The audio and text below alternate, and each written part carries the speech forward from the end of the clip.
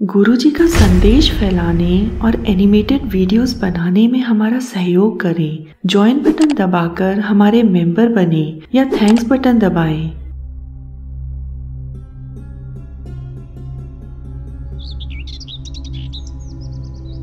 श्री गुरु गोविंद सिंह जी के सचखंड चले जाने के बाद पंच प्यारों ने फैसला लिया कि बंदा सिंह बहादुर के नेतृत्व में जुल्म के खिलाफ लड़ाई जारी रहेगी। बंदा सिंह बहादुर अपने सिखों के संग पंजाब की तरफ रवाना हो गए।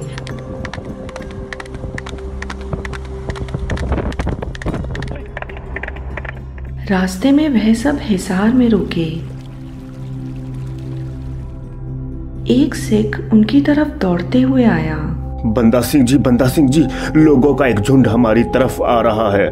बंदा सिंह बहादुर कुछ सिखों के साथ एक झाड़ी के पीछे छिप गए। जब गांव वाले उनकी ओर बढ़ रहे थे तो वह झाड़ी से बाहर आ गए। उनके हाथों में तलवारें देखकर सब गांव वाले भाग गए, परंतु एक व्यक्ति वहीं गिर गया। मुझे मत मारो। आप मेरे घर का सारा सामान लूट सकते हो, पर मुझे छोड़ दो। हम लुटेरे नहीं हैं। कौन लूट रहा है तुम्हें? रंजीत सिंह, तुम सभी उसी के साथी हो ना? नहीं, हम डाकू नहीं हैं। हम तो तुम्हें उससे बचाएंगे।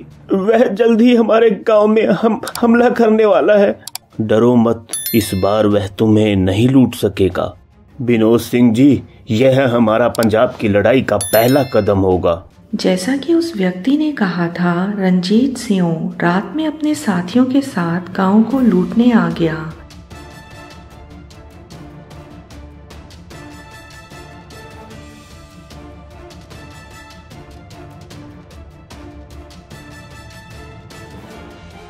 बंदा सिंह बहादुर अपने सैनिकों के संग छिपकर उसका इंतजार कर रहे थे।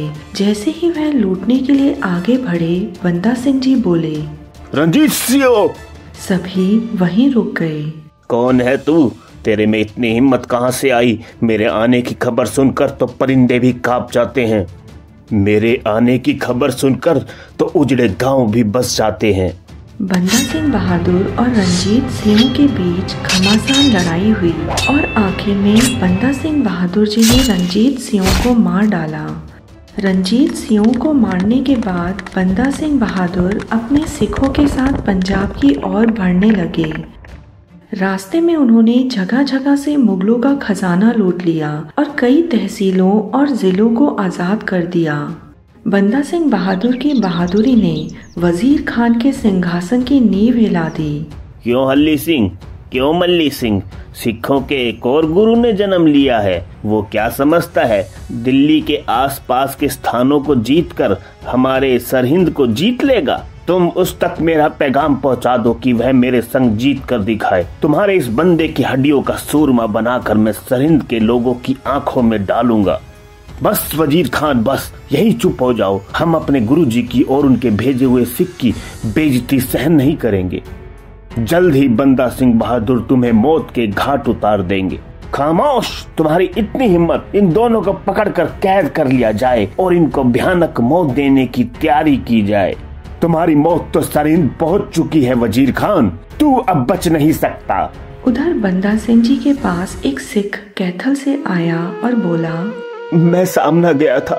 वह मुगल सैनिक लोगों पर अत्याचार कर रहे हैं। लोगों से कर्जे के रूप में भारी रकम ली जा रही है। कर्जे की रकम अदा न करने पर उन गरीब किसानों पर अनेकों अत्याचार किए जा रहे हैं। बस हमें पंजाब जाने से पहले सामना जाना होगा, परंतु सामना की फौज तो बहुत बड़ी है। हाँ, पर अब तक तो हमारी भेजी हुई चिट्ठियाँ सबको मिल चुकी होंगी और अब तक तो हमारे साथ हजारों लोग जुड़ चुके होंगे, पर हमारे पास तैयारी करने के लिए पर्याप्त पैसे नहीं है।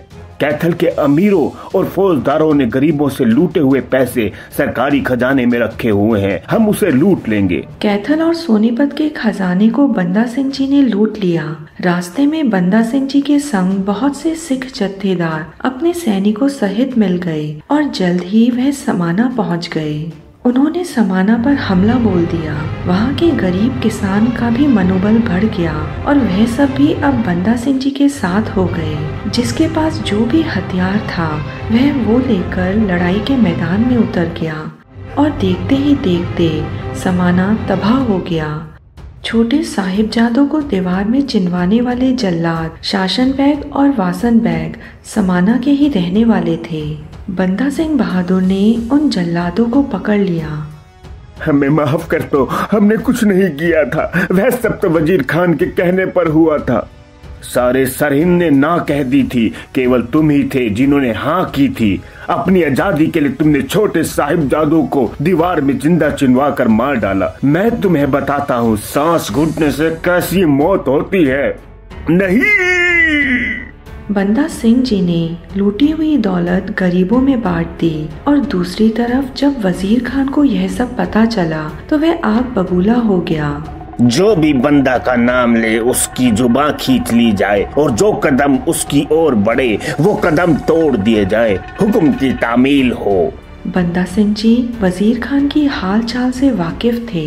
उन्होंने अपना रुख सतलज की तरफ किया। रास्ते में उन्होंने आए कई स्थानों पर विजय प्राप्त की। दूसरी ओर वजीर खान के महल में बेगम उधर क्या देख रही हो? डरो मत, जो संडोर और सतलज में हुआ वो हमारे सरहिंद में नहीं होगा। जीत हमारी होगी और मैं उस बंदा सिंह को ऐसी मौत दूंगा कि मौत भी मेरे नाम से कांप उठेगी। मौसम ठीक होते ही हम सरहिंद में हमला बोल देंगे, तब तक हम अपने सिखों को युद्ध के लिए तैयार कर लेंगे। बंदा सिंह बहादुर ने मई 1710 में सरहिंद पर हमला बोला। बंदा सिंह बहादुर की फौज में 35,000 लोग थे। इनमें 11,000 भाड़े के सैनिक थे। वजीर खान के पास अच्छी ट्रेनिंग लिए हुए 15,000 सैनिक थे। कम संख्या में होते हुए भी वजीर खान की सेना के पास सिखों से बेहतर हथियार थे। उनके पास कम से कम 2 दर्जन तोपें थी और उनके आधे सैनिक घुड़सवार थे। दोनों के बीच घमासान युद्ध हुआ और आमने सामने की लड़ाई में भाई फतेह सिंह जी ने वजीर खान के सिर पर वार किया। जैसे ही सरहिंद के सैनिकों ने अपने सेनापति का सिर कटकर जमीन पर गिरते देखा, उनका मनोबल गिर गया और वह मैदान छोड़कर भाग खड़े हुए। इस लड़ाई में बंदा सिंह बहादुर की जीत हुई और सरहिंद शहर को मिट्टी में मिला दिया गया।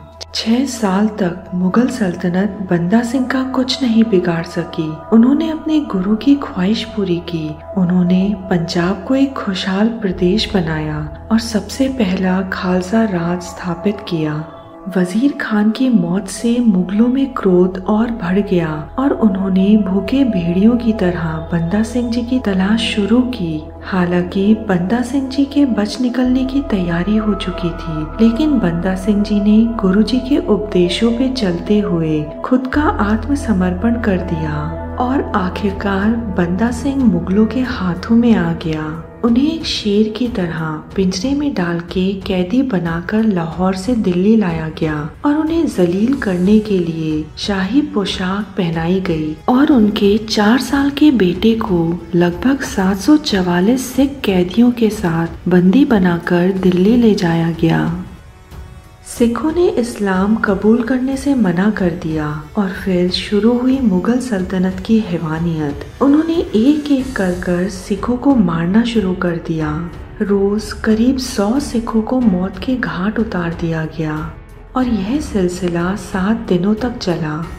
9 जून 1716 को बंदा और उनके कुछ साथियों को कुतुब मीनार के पास महरौली में बहादुर शाह की कब्र ले जाया गया। वहां उनको उनके सामने सिर झुकाने के लिए कहा गया और बंदा सिंह बहादुर के 4 साल के बेटे अजय सिंह को उनके सामने लाकर बिठाया गया।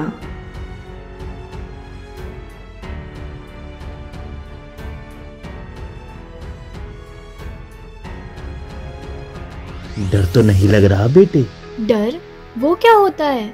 हाँ, तुम्हें कैसे पता? वो तो सिंघों में होता ही नहीं। हाँ, जैसे बाबा फतेह सिंह जी में भी नहीं था। उनसे सीख लिया कि कैसे धर्म के लिए अटल रहना है। चल, हुक्म हुआ है कि तुझे अपने बच्चे का कत्ल खुद करना पड़ेगा। सिंह औरतों और बच्चों पर कभी वार नहीं करते। इस हैवानियत के तो तुम ही महारथी हो। काजी ने बंदा सिंह जी के बेटे को जल्लाद के हवाले कर दिया। बंदा सिंह ने उसकी लाल दस्तार को चूमा और कान में वाहे गुरु जी की फतेह कहा। वाहे गुरु जी की फतेह।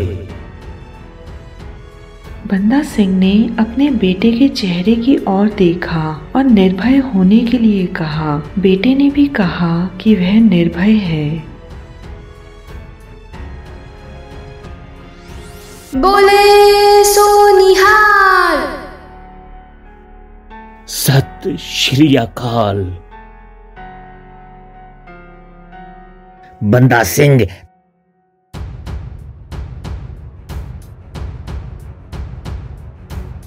तेरी शांत आंखें मुझे डरा रही हैं। मैं तेरी आंखों को फोड़ तुझे अंधेरे में कर दूंगा और फिर तेरे टुकड़े टुकड़े करूंगा। हाँ, रुक क्यों गए? मेरी आंखों को तो तुम फोड़ दोगे, पर जो लाखों आंखें तुम्हें तुम्हारे पाप की याद दिलाएंगी, उन्हें कैसे फोड़ोगे? बंदा सिंह बहादुर के जिस्म को जंबूरों से नोचा गया, बूटी बूटी कर दिया गया। मुगलों की यह हैवानियत भी बंदा सिंह को आखिरी सांस तक खालसा पंथ से टस से मस न कर सकी। सतनाम श्री वाहे गुरु।